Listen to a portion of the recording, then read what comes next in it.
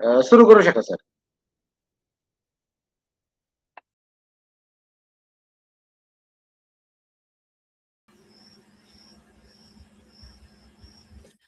नमस्कार विद्यार्थी मित्रांनो. जिल्हा परिषद अहिल्यानगर शिक्षण विभाग प्राथमिक यांच्या अंतर्गत मिशन आरंभ मार्गदर्शन वर्ग ऑनलाईन तासिका चालू आहेत. या ऑनलाईन मार्गदर्शन वर्गामध्ये सर्व विद्यार्थ्यांचं मी मार्गदर्शक अमोल तुपविहिरे, शाळा जिल्हा परिषद प्राथमिक शाळा तारी नंबर 15 राहता, तालुका राहता, सर्वांचं पुन्हा एकदा स्वागत करतो. तासिकेला सुरुवात करण्या अगोदर आपण बी प्रिपेअर राहायचं आहे, कारण जरी ऑनलाईन तासिका असेल तर फक्त ऐकण्याचं काम नाही आहे, तर आपण तासिका चालू असताना नोट डाऊन करण्यासाठी काही महत्वाचे जे पॉइंट्स आहेत, महत्वाचा घटक सांगितलेला असतो, तो नोट डाऊन करण्यासाठी आपल्याकडे पेन, वही, पेन्सिल आणि खोडरबर असणं आवश्यक आहे. तर आता जास्त वेळ न घेता आपण आजच्या तासिकेला सुरुवात करूया. विद्यार्थी मित्रांनो, आपला सर्वांचा आवडता विषय हा मराठी असतो. भाषा विषयाचा अभ्यास करत असताना आपल्याला वाटतं की ठीक आहे, मला वाचता येतं, लिहिता येतं, परंतु त्यातला जो महत्वाचा घटक असतो तो म्हणजे जे काही कार्यात्मक व्याकरण असेल, आपण जे काही बोलतो, वाचतो, लिहितो, या सर्व प्रक्रिया आहेत ह्या शाब्दिक घटकावरती अवलंबून असतात. म्हणून भाषा विषयामध्ये आपलं शब्द संपत्तीवरील प्रभुत्व हा जो घटक आहे, हा आपल्या शिष्यवृत्ती अभ्यासक्रमामध्ये एकूण 32% भारांशासहित दिलेला आहे. हे आपल्याला माहिती असणं आवश्यक आहे.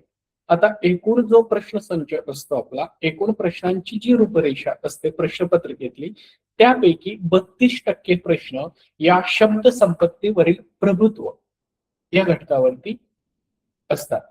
म्हणून आजचा जो आपला तासिकेचा विषय आहे, भाषा विषयांतर्गत शब्द संपत्तीवरील प्रभुत्व.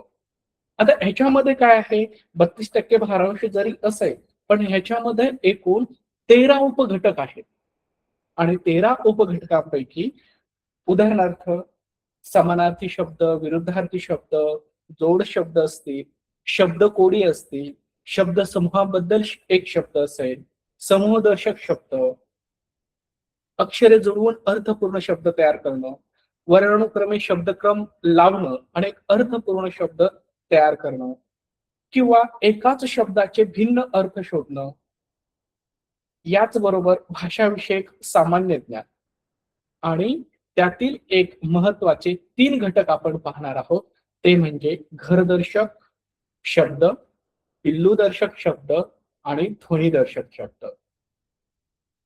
तर चला सुरुवात करूया आजच्या तासिकेला. आपण हे तिन्ही जर आपण बारकाईने निरीक्षण केलं तर घरदर्शक, पिल्लूदर्शक आणि ध्वनीदर्शक हे जे शब्द आहेत हे आपल्याच रिलेटेड असतात. पहा, घरदर्शक तुम्हा सर्वांना माहिती आहे, आपणही घरात राहतो, आपल्या सभोवताली परिसरातील वेगवेगळे प्राणी असतील, पक्षी असतील, इतर काही घटक आहेत, त्यांचंही घर असतं. तर त्या घराला नेमकं काय म्हणतात? त्याचबरोबर जसं माणसाचं बाळ असतं, माणसाच्या पिल्लाला बाळ म्हणतात किंवा लेकरू म्हणतात, तसं इतर प्राणी, इतर पक्षी ह्यांच्या पिल्लाला काय म्हणतात, तेही शब्द आपल्या माहिती असणं खूप आवश्यक असतं. तर घरदर्शक शब्द, पिल्लूदर्शक शब्द आणि ध्वनीदर्शक शब्द याचा अभ्यास करताना आपणास माहिती असायला हवं की हे जे शब्द आहेत, ज्यावेळेस आपण शब्द संपत्तीवरील प्रभुत्व या घटकावरती अभ्यास करत असताना ह्या, आणि खरंच एक सांगण्याची गोष्ट आहे की या घटकावरती जर आपण प्रभुत्व मिळवलं तर आपलं स्कोरिंग सुद्धा सहजासहजी वाढू शकतो. कारण याला वेगळा असा अभ्यास करण्याची अजिबात आवश्यकता नाही. कारण हे सगळं जे काही आहे ना ह्या घटकामध्ये, घरदर्शक असेल, पिल्लूदर्शक असेल, ध्वनीदर्शक असेल, ह्याच्यामध्ये आपल्या रिलेटेड आजूबाजूला जे काही घडत आहे, आपली शब्दसंग्रह, आपली ज्या आपण ऐकतो, बोलतो, पाहतो, वाचतो, त्याच्याशी संबंधित आहे. म्हणून आता घरदर्शक शब्द कशा संबंधित असू शकतात? तर प्राणी, पक्षी, वस्तू, ज्या आपण कल्पना करतो आणि इतर काही घटक आहेत त्याच्यामध्ये. त्याचप्रमाणे पिल्लूदर्शकसाठी सुद्धा आता पिल्लू जर आपण बघितलं, पिल्लूदर्शक शब्द तर हे फक्त प्राणी आणि पक्षी यांच्याच्या संबंधित येते. आणि त्याच्यानंतर ध्वनीदर्शक शब्द. आता ध्वनीदर्शक शब्दांचा अभ्यास करताना जसं आपण घरदर्शक मध्ये बघितलं का प्राणी, पक्षी, वस्तू, कल्पना आणि इतर जे घटक आहेत त्याचा अभ्यास आपण ह्याच्यामध्ये करणार आहोत. त्याचप्रमाणे ध्वनीदर्शक शब्द पाहत असताना सुद्धा प्राणी, पक्षी, वस्तूंचे पण आवाज असतात, कल्पना असते आणि इतर. तर ह्याच्या सर्व संबंधित आज आपण या 3 उपघटकावरती आपण पाहणार आहोत. तर चला सुरुवात करूया. तुम्ही रेडी आहात? सुरुवातीला सांगितल्याप्रमाणे सगळ्यांनी आपल्यासोबत एक वही, पेन, पेन्सिल आणि खोडरबर. आता फक्त ही तासिका मी बोलणार आणि तुम्ही ऐकणार असे होणार नाहीये. तर मी जे काही तुम्हाला सांगणार आहे, काही विचारणार आहे, त्याला सुद्धा तुमचा प्रतिसाद तेवढाच महत्वाचा आहे. त्याच्यामुळे संपूर्ण तासिका ही 1 तासाची आपण लक्षपूर्वक आणि काळजीपूर्वक अभ्यासूया. तर पहा, आपल्या समोर आपल्या स्क्रीनवरती काही चित्र दिसत आहेत. पहा, कशाची चित्र आहेत? आपण कमेंट करायचंय, कारण आपला ऑडिओ जो आहे, माईक आहे, तो म्यूट असणार आहे. त्याच्यामुळे आपण कमेंट सेक्शन मध्ये जरी आपण याचं उत्तर दिलात ना, आता हे दिसतंय, मी सुरुवातीलाच तुम्हाला मुद्दा म्हणून या स्क्रीनवरती डॅश डॅश आणि प्रश्नचिन्ह दिलंय. कारण का दिलंय? तर आपण कल्पना करा जस्ट, ह्या सगळ्या ज्या संरचना आहेत, ह्या सगळ्या ज्या वस्तू आहेत, ह्या सगळे जे संबोध आहेत, हे कशाच्या रिलेटेड आहेत? जस्ट विचार करा आणि मला सांगा. आपण तासिकेला सुरुवात करूया. आपलं कमेंट सेक्शन चालू आहे, आपण कमेंट करून सांगू शकता. आपल्या स्क्रीनवर दिसणारे जे काही चित्र आहे ते कशा कशाचे आहे? सुरुवातीचं चित्र कशाचं आहे, मधलं कशाचं आहे, त्याच्या बाजूला एक काहीतरी दिसत आहे.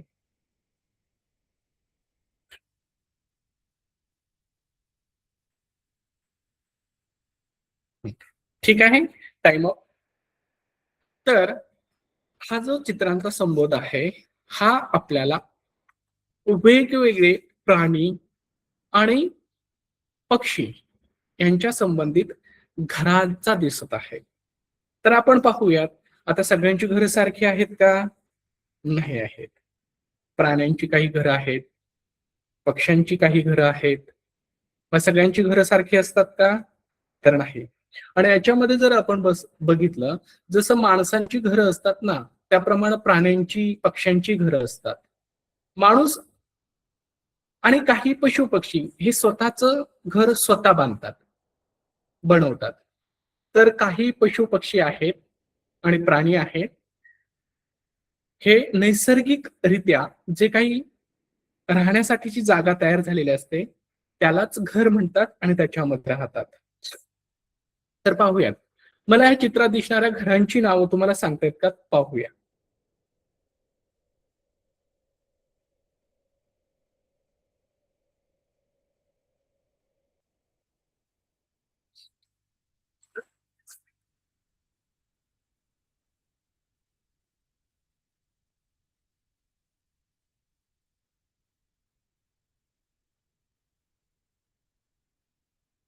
ठीक आहे. आता हे दोन्ही चित्र, दोन्ही स्लाइड तुम्हाला मी दाखवल्या. पहिलं होतं ते प्राणी यांच्या संदर्भातले घर होती, राईट. याच्यानंतरची दुसरी स्लाइड जी दाखवली होती त्याच्यामध्ये पक्ष्यांची घरं तुम्हाला दिसत असतील. बरोबर आहे. म्हणजे प्रत्येकाच्या घराला आपण सारखंच संबोधतो का? सगळ्यांच्या घराला आपण घरच म्हणतो का? तर नाही. त्या प्रत्येकाच्या घराला काही ना काही हे नाव दिलेले असतं. आणि थोडक्यात आपण ह्याच्यावरती जास्त वेळ न घेता आपण सरावासाठीचे जे प्रश्न पाहणार आहोत त्याच्यावर तुम्हाला लक्षात येईल. परंतु थोडक्यात तुम्हाला सांगतो, की जी प्राण्यांची घरं असतात, आपण सुरुवातीला प्राण्यांची घरं पाहूयात.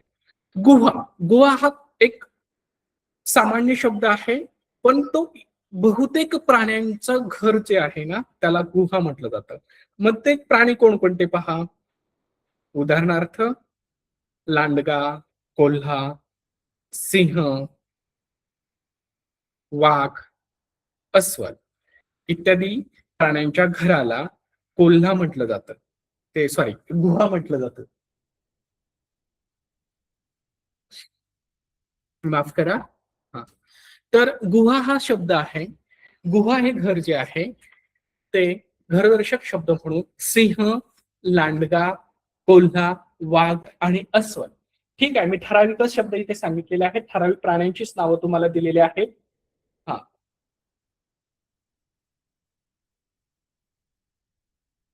तुम्ही आणखी गुहेमध्ये कोणकोणते प्राणी राहतात ते पहा आणि मला कमेंटमध्ये सांगा. गुहा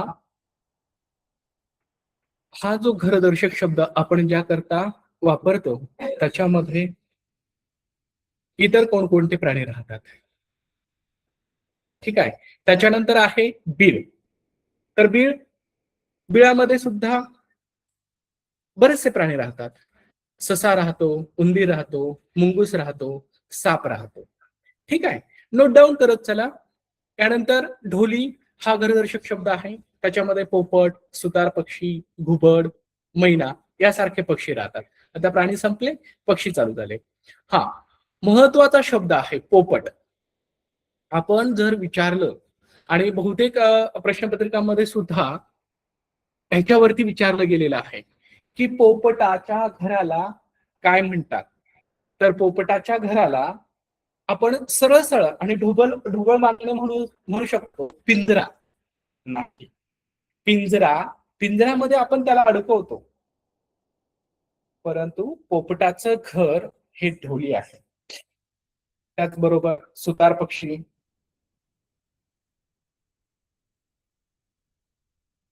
मैना, घुबड याप्रमाणे इतर पक्षी सुद्धा ढोलीमध्ये राहतात.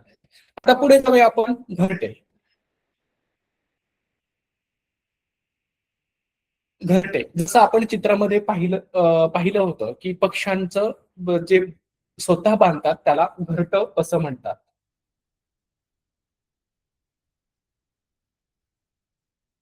मग घरट्यामध्ये कोण कोण राहतं.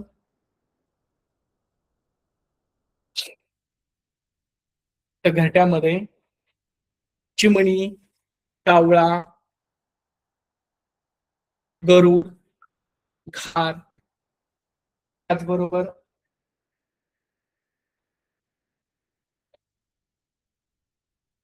पक्ष्यांचे घार, पक्ष्यांचे घरट, घार, बदक, मोर, हंस आणि कोकिळ इत्यादी जे आहेत त्यांचं सुद्धा घरटच असतं.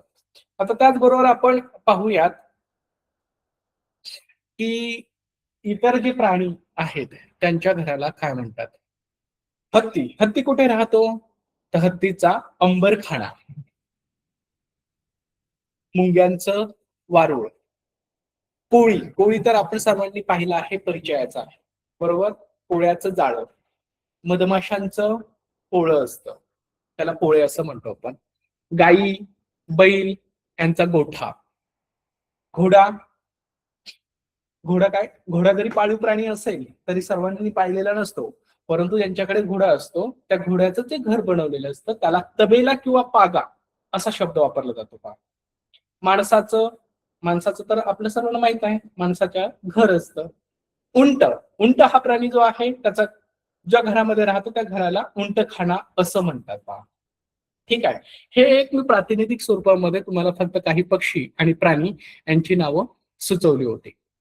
आता हत्तीचा जो आहे ना, याला अंबरखाना किंवा हत्तीखाना असं पण म्हटलं जातं पहा. आणि ह्याच्यावरती 1 वर्षामध्ये आपली जी शिष्यवृत्तीची परीक्षा झाली होती, त्याच्यामध्ये याच्यावरती प्रश्न विचारला गेला होता. जर तुम्हाला हत्तीच्या घराला काय म्हणतात आणि पर्याय असेल वारूळ, जाळे, पोळे आणि हत्तीखाना. तुम्ही म्हणाला हत्तीचा अंबरखाना असतो. मग अंबरखाना हा शब्द पर्यायामध्ये नाहीये. मग उत्तर आपण चुकीचं देऊन बसतो. पण नाही, तर हत्तीचं अंबरखाना किंवा हत्तीखाना असंही म्हटलं जातं. जर तुम्हाला त्या व्यतिरिक्त काही घरांची नावं माहिती असतील, तर तुम्ही कमेंटमध्ये सांगू शकता. आपण आता सरावासाठी काही प्रश्न घेऊया. तुमच्या स्क्रीनवरती दिसतंय का सर्वांना? स्पष्ट दिसतंय का पहा बरं. जर दिसत असेल तर एस म्हणून कमेंट करा. आपण सरावासाठी काही प्रश्न घेणार आहोत आणि तुम्हाला ह्याच्यासाठी फक्त 10 सेकंदाचा वेळ दिला जाईल एका प्रश्नासाठी. पहा प्रश्न, प्राणी व त्यांचा निवारा याची योग्य जोडी असलेला पर्याय निवडा. हा 2020 साली आलेला प्रश्न आहे. प्राणी व त्यांचा निवारा याची योग्य जोडी म्हटलंय. चला, तुमची वेळ सुरू होते आता. तुम्हाला स्क्रीन व्यवस्थित दिसत असेल तर याचं उत्तर, पर्यायाचा क्रमांक फक्त आपण कमेंट करायचा आहे.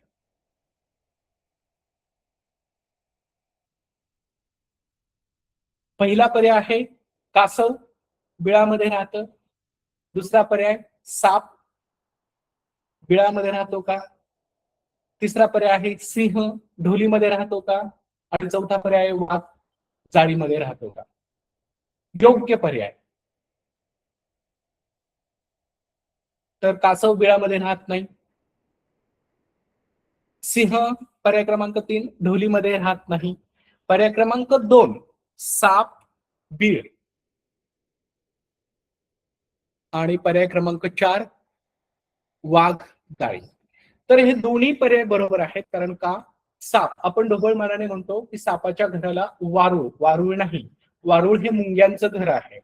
साप हा बिळामध्ये राहतो आणि वाघ हा गुहेमध्ये किंवा जाळीमध्ये, दोन्ही पर्याय आहेत. आणि हे त्यानं स्वतः बनवलेलं घर नाही, त्याचं हे नैसर्गिकरित्या बनवलेलं घर आहे. वाघ हा गुहेमध्ये पण राहतो आणि जाळीमध्ये पण राहतो. म्हणून ह्याच्यामध्ये पर्याय क्रमांक 2 आणि पर्याय क्रमांक 4 हे 2 पर्याय बरोबर असतील. नेक्स्ट क्वेश्चन पाहूया. दुसरा प्रश्न. प्रश्न असा आहे, स्क्रीनवरती दिसतोय आपल्या, पुढील पैकी नैसर्गिक निवारा कोणता?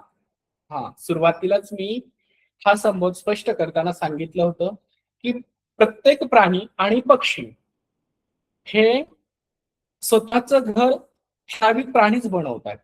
त्याच्यामध्ये माणूस आहे, इतर पक्षी पण आहेत, पण बहुतेक प्राणी जे आहेत हे नैसर्गिकरित्या जो निवारा तयार झालेला असतो त्याला घर म्हणून तिथे राहतात. तर पर्याय आहे 1 गुहा, पर्याय क्रमांक 2 पिंजरा, पर्याय क्रमांक 3 गोठा, पर्याय क्रमांक 4 खुराडे. 10 सेकंदांची वेळ संपली आहे. कमेंट फक्त दोघांनीच करून सांगितलंय. नैसर्गिक निवारा जो आहे 1 गुहा, बरोबर आहे, कारण पिंजरा हा मानव निर्मित आहे. गोठा हे सुद्धा आपण गाय, बैल, म्हैस यांच्यासाठी बांधून दिलेलं जे घर असतं त्याला गोठा म्हणतात, किंवा जिथे त्यांची व्यवस्था केली जाते त्यांच्या निवाऱ्याला आपण गोठा म्हणतो. खुराडे, खुराडे हे कोंबड्यांचं असतं. म्हणजे नैसर्गिक निवारा हा गुहा म्हणून पर्याय बरोबर आहे. त्यानंतरचा प्रश्न आहे, पुढील पैकी प्राणी व त्यांचे घर दर्शवणारी अयोग्य जोडी असलेला पर्याय निवडा. प्रश्न काळजीपूर्वक वाचायचा पहा. आपण गडबडीत काय करतो, गडबड होते, आपल्याला लिमिटेड टाइम असतो, त्याच्यामध्ये आपण प्रश्न कधी कधी गडबडीत वाचताना अर्धवट वाचला जातो काही, किंवा त्यातलं काही मिस होतं. त्याच्यामुळे प्रश्न बारकाईनं आणि काळजीपूर्वक वाचला की बरोबर आपल्याला प्रश्नातच उत्तर दिसून येतं. पुढील पैकी प्राणी व त्यांचे घर दर्शवणारी अयोग्य जोडी म्हटलंय. अयोग्य जोडी असलेला पर्याय आपल्याला पाहायचा आहे. मग पर्याय क्रमांक 1 आहे घोडा, घोड्याच्या घराला पागा म्हणतात किंवा निवाऱ्याला पागा म्हणतात. साप, सापाचा निवारा म्हणजे बीळ. ससा, सशाचा निवारा ढोली आणि कोंबडीचा निवारा खुराडे. बरोबर आहे. ससा ढोलीमध्ये राहतो का? नाही. ससा ढोलीमध्ये राहत नाही. म्हणजे अयोग्य पर्याय आहे पर्याय क्रमांक 3. यानंतर काही प्रश्न आहेत पहा. पुढीलपैकी खोपा कोणाचा असतो? आता खोपा खोपा म्हटलं की घरटं हे पक्षाच्या संबंधित असणार आहे. मग खोपा जरी घुबड खोपा बांधतं का? नाही. किंवा घुबड खोपा तयार करतं का? नाही. घुबड हे झाडाच्या ढोलीमध्ये राहतो. पोपट पोपट सुद्धा झाडांच्या ढोलीमध्ये राहतो. पाल पाल तर भिंतीवर राहते. मग खोपा पर्याय क्रमांक 4 सुगरणीचा खोपा. आपल्याला एक कविता पण होती बघा छान पैकी, खोप्यामध्ये खोपा सुगरणीचा, म्हणून ती कविता छान आहे. म्हणजे सुगरण नावाचा पक्षी जो आहे त्याच्या निवाऱ्याला किंवा त्याच्या घराला आपण खोपा असं म्हणतो. यानंतर पोळे कोणाच्या घराला म्हणतात? पोळे पोळे कोणाच्या घराला म्हणतात? आता पोळे आपण जर पाहिलं तर फुलपाखरू हे फुलावरती असतं, परंतु त्याच्या ज्या आपण फुलपाखरांच्या अवस्था अभ्यासत असताना पाहिलं असेल, त्याची सुरुवातीची जी अवस्था असते ती म्हणजे अंडी, अळी, अळी नंतर कोश असतो, ते त्याचं घर असतं. अळी या अवस्थेमध्ये असताना त्याचं घर असताना त्याला कोश म्हणतात. पर्याय क्रमांक 2 मधमाशी, पर्याय क्रमांक 3 कोळी आणि पर्याय क्रमांक 4 मुंगी. मुंगीचं तर नसणार आहे, मुंगी वारुळामध्ये राहते किंवा जे निवारा तयार करते त्याला आपण वारुळ असं म्हणतो. कोळीचं जाळं असतं. मग राहिलं मधमाशी म्हणजे पर्याय क्रमांक 2. मधमाशांच्या निवाऱ्याला किंवा घराला पोळे असे म्हणतात. पर्याय क्रमांक 2 नोट डाऊन करायचा आहे. गाई, म्हशी, बैल यांना राहण्यासाठी बांधलेल्या घरास काय म्हणतात? प्रश्न असा आहे, आपल्या स्क्रीनवरती पण दिसतो आहे. गाई, म्हशी, बैल यांना राहण्यासाठी बांधलेल्या घरास काय म्हणतात? पर्याय क्रमांक 1 पागा, पर्याय क्रमांक 2 बीळ, पर्याय क्रमांक 3 गोठा आणि पर्याय क्रमांक 4 खुराडे. तर आपण सुरुवातीलाच पाहिलं, पागा हा घोड्यासाठी असतो. घोडा ज्या ठिकाणी बांधतात किंवा घोड्याच्या निवाऱ्याला आपण पागा असं म्हणतो. बीळ बीळ हे उंदीर, साप यांच्या निवाऱ्याला म्हटलं जातं. खुराडे हे कोंबड्यांचं आहे, म्हणून पर्याय क्रमांक 3. काही म्हैस, बैल जिथे बांधलेले असतात किंवा त्यांचं जे घर बांधून दिलेलं असतं त्यांना गोठा असं म्हटलं जातं. त्यानंतर पुढचा प्रश्न असा आहे पहा, हत्तीचे राहण्याचे ठिकाण पुढीलपैकी कोणते नाही? पहा, प्रश्न आपल्याला फसवा असू शकतो, म्हणून काळजीपूर्वक आणि बारकाईनं त्या प्रश्नांचं आपण निरीक्षण करायचं आणि वाचायचं आहे. हत्तीचं राहण्याचं ठिकाण पुढीलपैकी कोणतं नाही? सुरुवातीलाच मी सांगितलं होतं, हत्तीच्या निवाऱ्याला आपण ज्यावेळेस पाहिलं तर याला पर्यायी 2-3 शब्द होते. तर पहिला पर्याय आहे अंबारखाना, बरोबर आहे. दुसरा पर्याय आहे पिलखाना, तिसरा शब्द आहे दिवाणखाना आणि चौथा पर्याय आहे हत्तीखाना. बरोबर, कमेंट मध्ये उत्तर दिलेलं आहे पर्याय क्रमांक 3 बरोबर. कारण दिवाणखाना कशाला म्हणतात? आपल्या घरामध्ये जी एक खोली असते त्याला दिवाणखान असं आपण म्हणतो. हत्तीचं जे राहण्याचं घर आहे, राहण्याचं ठिकाण आहे, निवारा आहे, त्याला अंबारखाना, पिलखाना आणि हत्तीखाना हे तीनही पर्यायी शब्द आपण वापरतो. लक्षात ठेवायचं आणि महत्वाचं आहे, ह्याच्यावरती प्रश्न हा विचारलाच जातो. पिलखाना हा नवीन शब्द आहे पहा. अंबरखाना आणि हत्तीखाना हे आपल्याला माहिती आहे, परंतु पिलखाना हा नवीन शब्द आहे.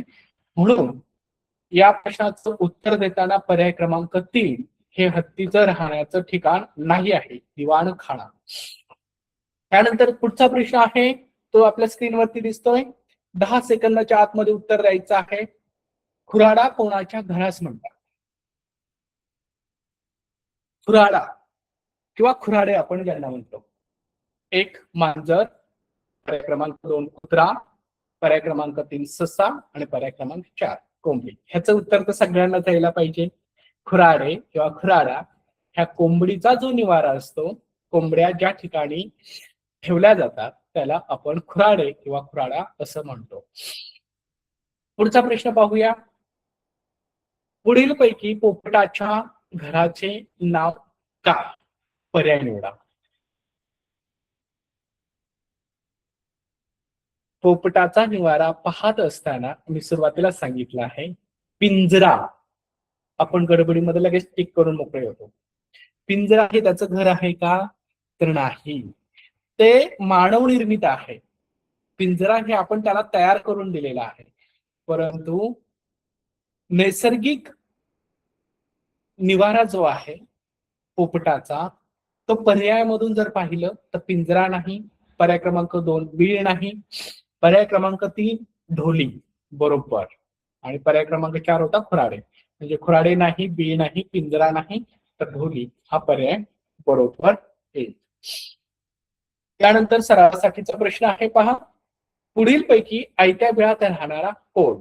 हा, आता ही म्हणच आहे, ज्यावेळेस आपण शब्द संपत्तीवरील प्रभुत्व हा घटक अभ्यासताना म्हणी ह्या सुद्धा ह्याच्यामध्ये येतात. मग एक म्हण आहे, आयत्या बिळात टिंब टिंब. बघा कमेंट मध्ये उत्तर द्या. पर्याय क्रमांक 1 उंदीर, पर्याय क्रमांक 2 घुस, पर्याय क्रमांक 3 कावळा, पर्याय क्रमांक 4 साप.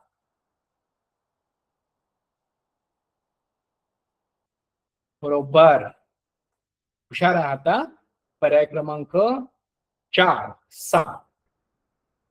उंदीर बिळात राहतो, परंतु म्हण ही उंदराच्या संबंधित नाही आहे. घुस ही सुद्धा बिळात राहते, घुशीच्या संदर्भात ही बी म्हण नाही आहे. कावळा, कावळ्याचं तर घरट असतं झाडावर बांधलेलं. म्हणजे पर्याय क्रमांक 4 साप हा पर्याय बरोबर आहे.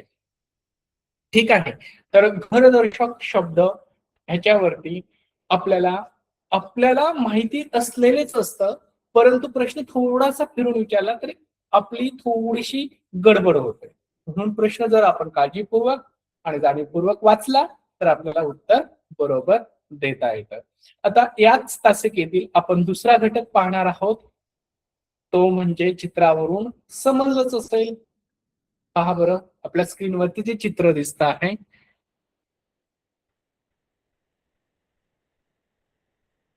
काय जाणवलं बरं चित्र पाहून? तुमच्या सर्वांची आवडती मणिमाऊ बरोबर. हा, मणिमाऊ प्रत्येकाच्या नाही म्हटलं तरी सर्वांच्याच घरामध्ये असते आणि ती आपल्याला खूप आवडते ना खेळायला वगैरे. त्यानंतर हे घोडा आहे, पण घोड्याचं पिल्लू आहे. मणिमाऊचं पिल्लू आहे, हे पण मणिमाऊचं पिल्लू आहे. हे चित्र दिसतंय हे कांगारू, कांगारूच्या पोटामध्ये त्याचं पिल्लू आहे. हत्ती, हत्तीच्या बाजूला त्याचं पिल्लू आहे. हे चित्र जे आहे ना हे मेंढीचं, मेंढीच्या पिल्लू त्याला काय म्हणतात ते आपण पाहणार आहोत. आणि हे तर सगळ्यांनाच माहिती आहे, गाय, गायीच्या पिल्लाला काय म्हणतात हे आपण आता पुढे अभ्यासणार आहोत. ठीक आहे, चला आता आपली पेन आणि वही ह्याच्यामध्ये पटपट पटपट हे शब्द लिहून घ्यायचे. गायीच्या पिल्लाला काय म्हणतात? पिल्लू दर्शक शब्द, गायीचं वासरू असतं, कुत्र्याचं पिल्लू असतं, गाढवाचे शिंगरू असतं. पहा, गाढवाचे काय असतं? शिंगरू असते. पक्ष्यांचे किंवा पक्षाचे त्यालाही पिल्लू म्हणतात. माणसाचे बाळ किंवा लेकरू हा पर्यायी शब्द वापरला जातो. त्यानंतर मांजराचं पिल्लू, मेंढीचं कोकरू. मेंढीच्या पिल्लाला काय म्हणतात? तर मेंढीच्या पिल्लाला आपण कोकरू असं पण म्हणतात.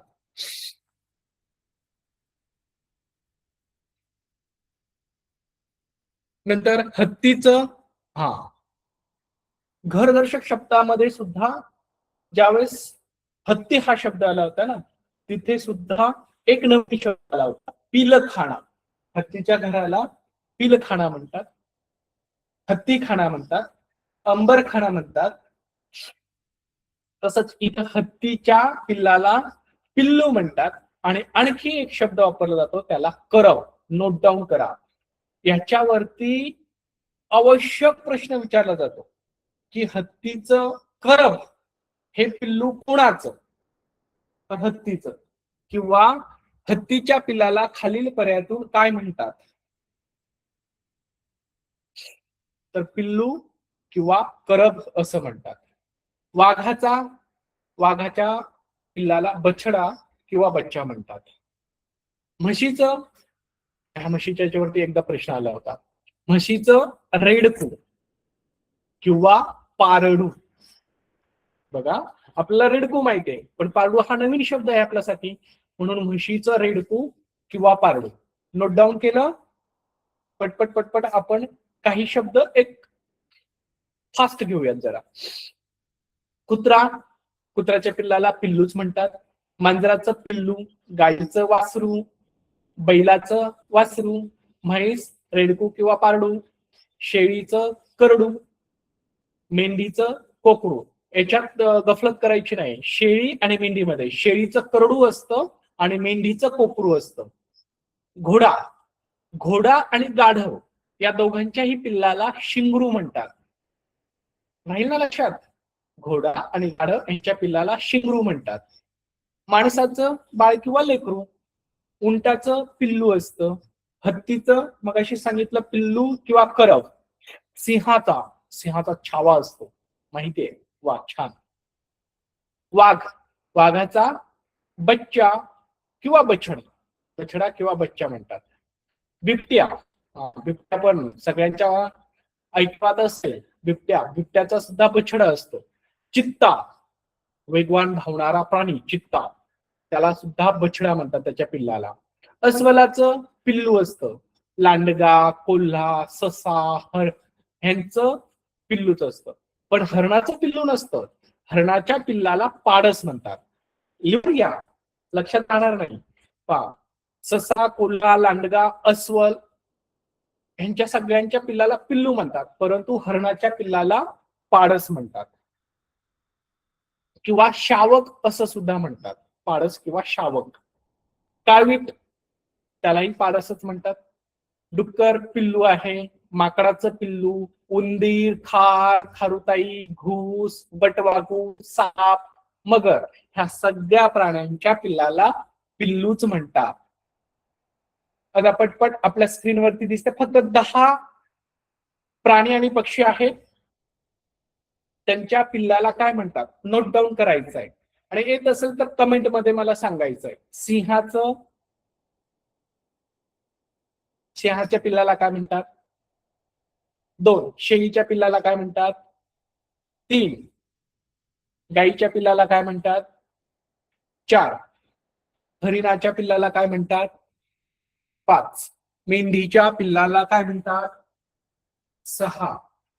हत्तीचं पिल्लू, हे महत्वाचं आहे. हत्तीच्या पिल्लाला 2 शब्द वापरले जातात. जसं हरिणाच्या पण पिल्लाला 2 शब्द वापरले जातात, तसं हत्तीच्या पिल्लाला सुद्धा 2 शब्द वापरले जातात. सॉरी. घोड्याचं 8, वाघाचे 9, म्हशीचे आणि 10 कुत्र्याचे. ह्या सगळ्यांचं आपण नोट डाऊन करायचं आहे आणि ज्यांना येत आहे त्यांनी कमेंट मध्ये पण सांगायचं आहे. परंतु आपण अजून आपल्याला आणखी एक घटक पाहायचा आहे, त्याच्यामुळे आपण काही पिल्लू दर्शक या घटकावरती आधारित काही प्रश्नांचा सराव करूया. प्रश्न पहा, आपल्या स्क्रीनवरती दिसतोय. पिल्लू दर्शक शब्दामधून योग्य पर्याय निवडा. हरणाचं पाडस, तसं शेळीचं काय? पिल्लू दर्शक शब्दांमधून योग्य पर्याय निवडायचा आहे. प्रश्न काय आहे? प्रश्न इथे संपतो का? नाही. हरणाचं पाडस, तसं शेळीचं काय? पर्याय एक आहे वासरू, 2 करडू, 3 पिल्लू, 4 बछडा. चला कमेंट करून लगेच सांगायचं मला पटपट. 10 सेकंदाचा वेळ आहे फक्त. वा व्हेरी गुड.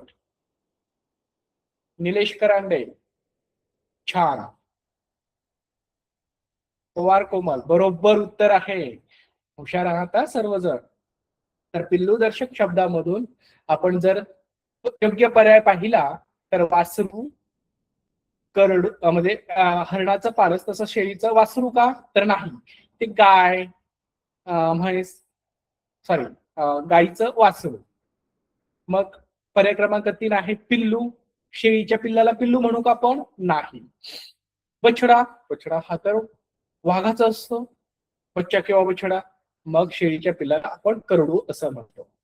चला नेक्स्ट क्वेश्चन. पुढचा प्रश्न आहे तो आपल्या स्क्रीनवरती दिसतोय. पिल्लूदर्शक शब्दांमधून योग्य पर्याय निवडा. जसे मांजरीचे पिल्लू तसे कुत्र्याचे काय. चला पर्याय क्रमांक 1 आहे गोऱ्हा,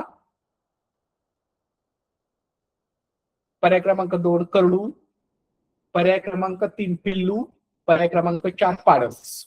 हा इकडे लक्ष द्या. पर्याय क्रमांक 1 जो आहे ना गोऱ्हा, गोऱ्हा कशाला म्हणतात माहिती आहे. गाईच्या पिल्लाला जर आपण वासरू म्हणत असू, हा त्याला एक पर्यायी शब्द आहे. परंतु जर ते वासरू जर नर असेल तर त्याला गोऱ्हा म्हणतात, आणि जर मादी असेल तर त्याला कालवड असं म्हणतात.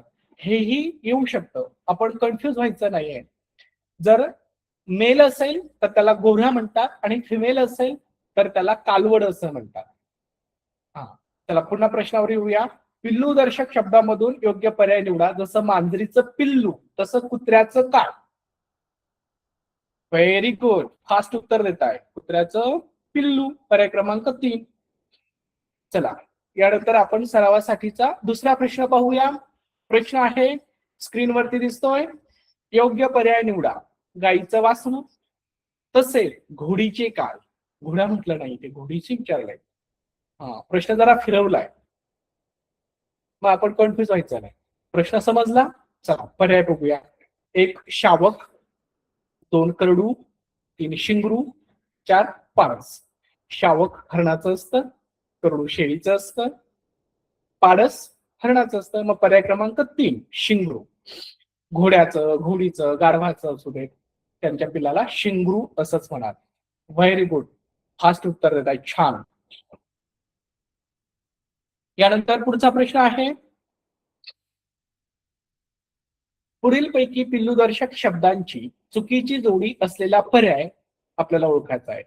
चुकीची जोडी आता पर्याय काय आहे. पहिली जोडी आहे गाईचं वासरू, दुसरा आहे शेळीचं करडू. फक्त पर्याय क्रमांक द्या तुम्ही कमेंट मध्ये, मला समजतं.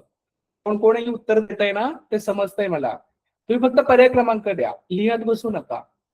करडू लिहिताय, कोकरू लिहिताय. हा फक्त पर्याय क्रमांक. Very good, very good. पुढीलपैकी पिल्लूदर्शक शब्दांची चुकीची जोडी. चुकीची म्हटलंय बघा, चुकीची म्हटलंय. गाईचं वासरू बरोबर आहे, शेळीचं करडू बरोबर आहे, हरणाचं पाडस बरोबर आहे. कुत्र्याचं कोकरू असतं का नाही, कुत्र्याचं काय असतं पिल्लू असतं. म्हणजे चुकीची जोडी पर्याय क्रमांक 4. यानंतर पुढचा सरावासाठीचा प्रश्न आहे. पुढीलपैकी पिल्लूदर्शक शब्दांची चुकीची जोडी बघा. याच्यामध्ये पण ह्या प्रश्नामध्ये आपल्याला चुकीची विचारली. ठीक आहे, काय हरकत नाही. पहिला पर्याय पहा, सिंहाचा छावा बरोबर. मांजरीचं पिल्लू बरोबर आहे का. हा बरोबर आहे. सांगा पटपट मग कमेंट मध्ये पर्याय क्रमांक. व्हेरी गुड, छान. 3 हत्तीचं रेडकू. हत्तीचं रेडकू असतं का. काय पण नाही, हा पर्याय चुकीचा आहे. हत्तीचं मी तुम्हाला सांगितलं होतं, हत्तीचं पिल्लू किंवा करभ असं म्हणतात. हा वेगळा शब्द आहे, जरा कायमस्वरूपी लक्षात ठेवायचा आहे. करभ, ना वेलांटी, उकार, मात्रा, काना काही नाही. करभ, करभ. आणि घोड्याचं शिंगरू. हे सर्व पर्याय बरोबर आहेत, 1, 2, 4 आणि पर्याय क्रमांक 3 हा मात्र चुकीचा आहे. त्यानंतर पुढचा प्रश्न आहे, पुढील पैकी पिल्लूदर्शक शब्दांची चुकीची जोडी असलेला पर्याय. ह्याच्यामध्ये पण चुकीची विचारलेली आहे. मोराचं पिल्लू, कोंबडीचं पिल्लू. कोंबडीचं पिल्लू सगळ्यांनी पाहिलंय ना? कोंबडीचं पिल्लू असतं. मोर, मोर हा जंगलात राहतो, आपल्या घराच्या आजूबाजूला पण कधीतरी दिसतो आणि हा पावसाळ्याच्या दिवसात तर दिसतो. तर मोराच्या पिल्लाला काय म्हणतात? पिल्लूच म्हणतात. म्हशीचं रेडकू, मांजराचं वासरू. नाही, हा पर्याय मला बरोबर नाही वाटत आहे. मांजराचं काय असतं मग सांगा बरं? व्हेरी गुड, मांजराचं पिल्लू असतं. आणि वासरू कोणाचं असतं मग? गाईचं किंवा बैलाचं वासरू असतं. म्हणजे पर्याय क्रमांक 4 हा चुकीचा आहे. त्यानंतर पुढचा प्रश्न आहे, पुढील पैकी पिल्लूदर्शक शब्दाची चुकीची जोडी असलेला पर्याय ओळखा. झाला, मोराचं पिल्लू, मांजराचा वस्तू, हा झालाय प्रश्न, पुन्हा नको घ्यायला. आता वेगळा प्रश्न जरा, करडू कोणाचे? पटपट पटपट सांगायचे. करडू कोणाचं असतं? गाईचं, शेळीचं, हरणाचं की घोड्याचं? कमेंट मध्ये मला उत्तर द्यायचं आहे पटकन. करडू कोणाचं असतं? व्हेरी गुड, बरोबर. समजतंय ना तुम्हाला? करडू हे शेळीचं. पर्याय क्रमांक 2. बहुतेकांनी उत्तर दिलेली आहेत. छान. प्रश्न क्रमांक 2 स्क्रीनवरती दिसतंय ना तुम्हाला? Okay, very good. प्रश्न क्रमांक 2 आहे, वासरू कोणाचं किंवा वासरू कोणाचे? पर्याय क्रमांक वाचूया. 1 गाईचे, 2 मेंढीचे, 3 मांजरीचे आणि 4 लास्ट वन वाघाचे. कोणाचं असतं वासरू? व्हेरी गुड, वा, फास्ट उत्तर दिलंय हा, एकदम छान छान. वासरू गाईचं असतं. मेंढीचं काय असतं रे? मेंढीचं असतं कोकरू, मांजरीचं पिल्लू आणि वाघाचं किंवा बछडा आपण म्हणतो. प्रश्न क्रमांक 3. प्रश्न क्रमांक 3चं पटपट उत्तर द्यायचं. प्रश्न क्रमांक 3 काय आहे? प्रश्न क्रमांक 3, पाडस कोणाचे? पटपट उत्तर द्या बघूया. पर्याय क्रमांक 1 आहे हरणाचे, 2 कुत्र्याचे, 3 घोड्याचे आणि 4 शेळीचे. तर पाडस, वा, व्हेरी गुड, हरणाचे. पर्याय क्रमांक 1. त्यालाच एक दुसरा पर्याय शब्द आहे बघा, हरणाचं पाडस, किंवा मी सांगितलंय तुम्हाला आणि तुम्ही वाचलं पण आहे, नोट डाऊन पण केलं आहे, लिहून पण घेतलंय. त्याला पटकन कमेंट मध्ये उत्तर द्या मला. पाडस, ते सॉरी, हरणाचं आणखी काय आहे? पाडस आणि आणखी एक शब्द वापरला जातो. व्हेरी गुड, शावक. शावक पण म्हटलं जातं.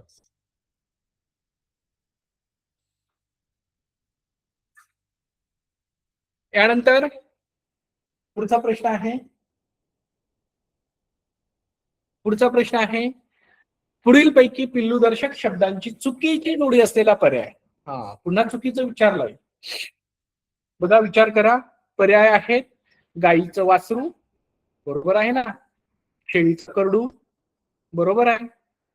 हरणाचं पाडस, बरोबर आहे. मग कुत्र्याचं कोकरू होईल का? नाही, कुत्र्याचं कोकरू होणार नाही, कुत्र्याचं पिल्लू होईल. म्हणजे पर्याय क्रमांक 4 हा चुकीचा आहे.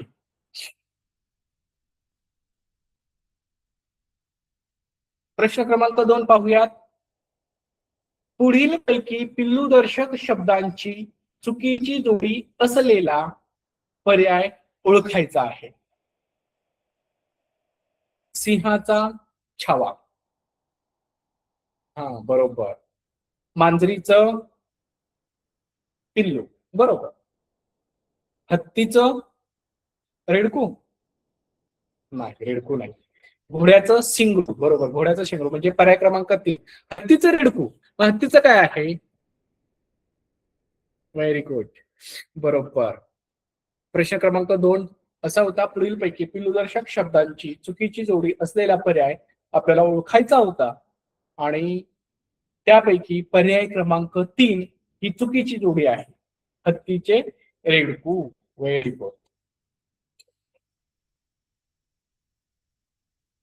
यानंतर आपण पाहूयात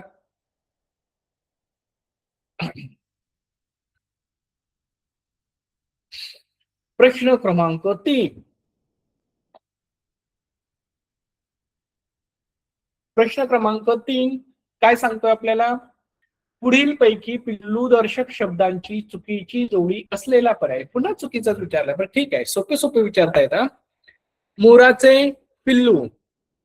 हा, मगाशी पाहिलंय आपण, त्याच्यामध्ये मोराचं पिल्लू, कोंबडीचं पिल्लू, पर्याय क्रमांक 2. पर्याय क्रमांक 3 म्हशीचे रेडकू. अरे अरे, तुम्ही कमेंट मध्ये प्रश्न 4चं उत्तर देताय की प्रश्न 3चं देताय? थांबा थांबा, आपण एक एक घेऊन पुढे चालूया ना. घाई नको. घाई केली ना मग परीक्षेमध्ये पण असंच होतं, आपण गडबड करतो, घाईघाईत अर्धवट प्रश्न वाचतो, उत्तर तर आपल्याला माहिती असतं कारण तुम्ही हुशार आहात, परंतु गडबड केली, झालं उत्तर चुकीचं. आणि जर चुकीचं उत्तर दिलं तर मार्कही आपला येत असून जातो, म्हणजे आपल्याला माहिती असून मार्क मिळत नाहीत. म्हणजे पिल्लूदर्शक शब्दांची चुकीची जोडी ओळखत असताना पर्याय क्रमांक 1 आहे मोराचे पिल्लू, पर्याय क्रमांक 2 आहे कोंबडीचे पिल्लू, पर्याय क्रमांक 3 आहे म्हशीचे रेडकू, आणि पर्याय क्रमांक 4 आहे मांजराचे वासरू. पाहता, मांजराचं वासरू असतं का? नाही. मांजराच्या पिल्लाला काय म्हणतात? तर पिल्लू म्हणतात. पर्याय क्रमांक 4 हा चुकीचा आहे. बरोबर, तुम्ही कमेंट मध्ये पण माझ्या अगोदर सांगितलं होतं. बरोबर. प्रश्न क्रमांक 4 पटकन वाचून घेऊया आपण. काय आहे? पुढील पैकी पिल्लूदर्शक शब्दांची चुकीची जोडी असलेला पर्याय ओळखायचा आहे आपल्याला. पुढील पैकी पिल्लूदर्शक शब्दांची चुकीची जोडी असलेला पर्याय ओळखा. पर्याय काय आहे? 1 वाचा बघूया. घोड्याचे शिंगरू. बरोबर आहे. घोड्याचं आणि गाढवाच्या पिल्लाला शिंगरू. मेंढीचं कोकरू. बरोबर आहे. मेंढीचं कोकरूच असतं. यानंतर वाघाचा बछडा किंवा बच्चा. राईट. आणि सापाचे पाडस असतं का? नाही. मग पाडस कोणाचं असतं? हरिणाचे असतं. त्याचंही उत्तर बऱ्याच जणांनी दिलेलं आहे. अभिनंदन, हुशार आहात. असाच अभ्यास करायचा आहे आणि लक्ष द्यायचं आहे. आणि शिष्यवृत्ती सारख्याच्या आपल्या परीक्षा होतात, त्याच्यामध्ये असंच यश संपादन करायचं आहे. आपण अभ्यास केला की यश हे आपल्याला नक्की मिळणार आहे. आणि खरं तर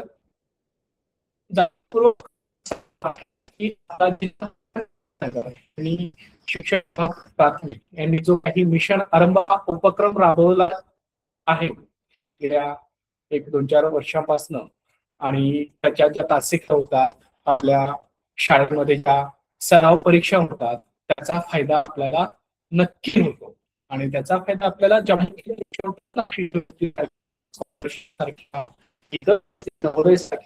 तर याच्यामध्ये सुद्धा आपल्याला निश्चितपणाने त्याचा फायदा होतो. म्हणून आपण प्रत्येक ऑनलाईन तासिका असेल, मिशन आरंभची जी सराव परीक्षा असेल, अनुपस्थित न राहता आवर्जून उपस्थित राहायचं आहे आणि त्याचा सराव करायचा आहे. ठीक आहे, आपण पुढे जाऊया. आपण प्रश्न क्रमांक 5 वरती होतो. चला,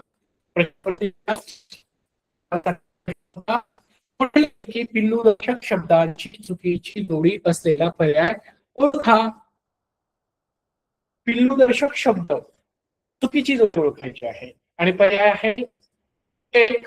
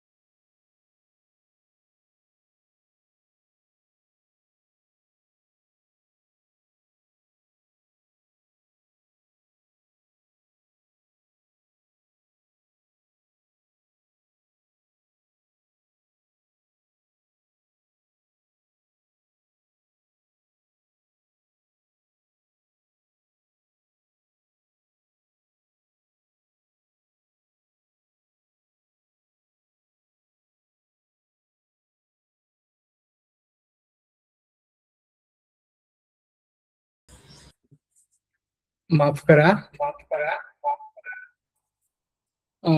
नेटवर्क इश्यू झाला होता थोडासा, त्याच्यामुळं कमेंट मध्ये बाय करताय. अजून तासिका संपलेली नाही आहे. डिस्कनेक्ट झालं होतं. ठीक आहे, पुन्हा आपण आपल्या स्क्रीनवरती येऊया.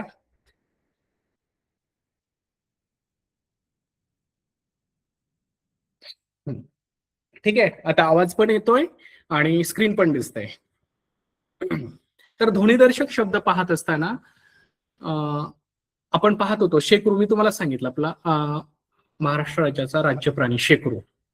मग त्याचा आवाज, त्याच्या अगोदर मी हे सांगत होतो तुम्हाला की आजूबाजूला आपल्याला सध्या पण परिसरातले जे कुत्रे भुंकतायत, रात्र झाल्यामुळे रातकिड्यांचा आवाज येतोय, गाड्यांचा आवाज येतोय, आजूबाजूने जात आहेत, हे जो आवाज आहे त्याला ध्वनी म्हटलं जातं. आणि शेकरू ज्या पद्धतीनं आवाज काढतो त्याला टुर असं म्हटलं जातं. ठीक आहे. कोकिळेचा जो ध्वनी आहे किंवा आवाज आहे त्याला कुहू कुहू असं म्हटलं जातं. कोल्हे, जे कोल्हा हा प्राणी आहे, कोल्हे कुई म्हटलं जातं. कोंबडा, कोंबडा हा प्राणी तर सगळ्यांना माहिती आहे, परंतु कोंबडा जो ओरडतो किंवा कोंबड्याचा जो आवाज आहे, ध्वनी आहे, त्याला आरवणे असं म्हटलं जातं बघा. गाईचं हंबरणं, गाय ओरडते असं नाही म्हणत आपण, गाईचं हंबरणं. म्हशीचं, आता गाई आणि म्हैस, गाय हंबरते मग म्हैस पण हंबरते का, तर नाही. तर म्हैस जी आहे, म्हशीचं रेकणं असं आपण म्हणतो. मांजर ज्या ओरडते म्याव म्याव, हे माहितीये तुम्हाला, काय वेगळं सांगायला नको. वाघ, बापरे, वाघ जो ओरडतो ना त्याला डरकाळी म्हणतात. डरकाळी, वाघाच्या ओरडण्याला किंवा वाघाचा जो ध्वनी आहे त्याला डरकाळी असं म्हणतात. हंसाचा जो आहे त्याला कलरव असं म्हणतात. आणि ह्याच्यावरती प्रश्न विचारले गेलेत बघा. हंसाच्या ओरडण्याला किंवा हंसाचा जो ध्वनिदर्शक शब्द आहे तो खालील पर्यायातून कोणता. कलरव हा नवीन शब्द आहे, नोट डाऊन करायचा आहे. कारण तुम्ही म्हणाला हा ठीक आहे आम्ही ऐकलं समजलं, नाही. आपण काय होईल, आज लक्षात राहील, उद्या लक्षात राहील, परवा विचारलं नाही. त्याच्यामुळे हे लिहून घ्यायचे काही पर्यायी शब्द जे आहेत ना, जे नवीन वाटतायत तुम्हाला. हंसाचा कलरव, सिंहाची गर्जना असते. घोडा जो ओरडतो त्याला ध्वनिदर्शक शब्दामध्ये घोड्याचे खिंकाळणे म्हणतात. खिंकाळणे. व्हेरी गुड, माहिती आहे तुम्हाला याच्यापैकी बरेचसे. यानंतर कबुतराचं जे ओरडणं आहे किंवा ते कबुतराचा जो आवाज आहे, ध्वनी आहे, त्याला घुमणे असं म्हणतात. कावळ्यांची कावकाव असते. कुत्राचं सगळ्यांना माहिती आहे. भुंकणे, भुंकतो असे नाही, भुंकणे म्हणतात. कोकिळ कुहू करतो. कोल्ह्याची कोल्हे कुई असते. कोंबड्याचे आरवणे, गाईचे हंबरणे. घुबडाचा धुतकार बघा. घुबडाचा काय असतो, धुतकार. घुबड ज्या पद्धतीने ओरडतो ना, ज्या पद्धतीने आवाज करतो, जो ध्वनी येतो त्याला धुतकार असं म्हणतात. बेडूक, आता तुम्ही लहान असताना, पहिली दुसरी मध्ये असताना तुमच्या सरांनी, बाईंनी, मॅडमांनी सांगितलं असेल बेडूक कसा ओरडतो, डराव, पण त्याला डरावणे असं म्हणतात. माकडाचा भुभुत्कार असा आहे शब्द. विसर्ग संधी आहे बघा, तुम्हाला आहे भाषा विषयामध्ये संधी हा प्रकार, त्याला भुभुत्कार असं म्हणतात. विसर्गाला आहे. म्हशीचे रेकणे, मोरांची केकावली, हंसांची केकारव आणि मोरांची केकावली साम्य आहे शब्दामध्ये, याच्यात कन्फ्युज व्हायचं नाही. केकारव आणि केकावली. मोराच्या याला केकावली असं म्हणतात आणि हंसाचा असतो तो केकारव असतो. वाघांची डरकाळी असते. सापाचा फुत्कार, फुस करतो ना त्याला सापाचा फुत्कार म्हणतात. अश्रूंचं सुद्धा घळघळ हा शब्द वापरला जातो त्यासाठी. डास, मच्छर आहेत, डासांची भुनभुन. अजून काही ठराविक शब्द पाहूया आपण. कबुतराचे घुमणे, कावळ्याची कावकाव, कुत्र्याचे भुंकणे, कोकिळीचे कुहू कुहू. बरोबर, यापैकी बरेचसे तुम्हाला माहिती आहेत. माकडाचा भुभुत्कार बघा तिकडे आहे शब्द. म्हशीचं आणि गाईचं जे आहे त्याला म्हशीचे रेकणे म्हणतात आणि गाईचे हंबरणे असं म्हणतात. मोरांची केकावली असते. तर अशा पद्धतीनं ध्वनिदर्शक शब्द आहेत, याच्यावरती पण आपण सराव करायचा आहे, लिहून घ्यायचे आहेत. ठराविक शब्दांवरतीच सगळ्याच शब्दावरती काही प्रश्न विचारले जात नाहीत, परंतु जे काही वेगळे वाटले बघा तुम्हाला आता केकावली, केकारव, भूभुतकार, आरवणे यासारखे शब्द आहेत, ध्वनिदर्शक शब्द, ह्याच्यावरती जरूर जरूर जरूर प्रश्न विचारले जातात. आणि त्यावेळेस आपण अरे हा ऐकलं होतं, वाचलं होतं, नाही. आपण याचा जास्तीत जास्त सराव करत राहिलो तर आपल्याला परीक्षेच्या वेळी नक्की आठवेल. तर अशा प्रकारे आपण आज मिशन आरंभ अंतर्गत जे काही मार्गदर्शन तासिका चालू आहेत ऑनलाईन, त्याच्यामध्ये आज आपण शब्द संपत्तीवरील प्रभुत्व या घटकांतर्गत आपण 3 उपघटक पाहिलेले आहेत. एक घरदर्शक शब्द, दुसरा पिल्लूदर्शक शब्द आणि तिसरा जो आहे तो म्हणजे ध्वनिदर्शक शब्द. तर अशा पद्धतीनं तुम्हाला समजलं असेल अशी आशा व्यक्त करतो आणि मी मार्गदर्शक अमोल तुपविरे. तासिका संपली. धन्यवाद.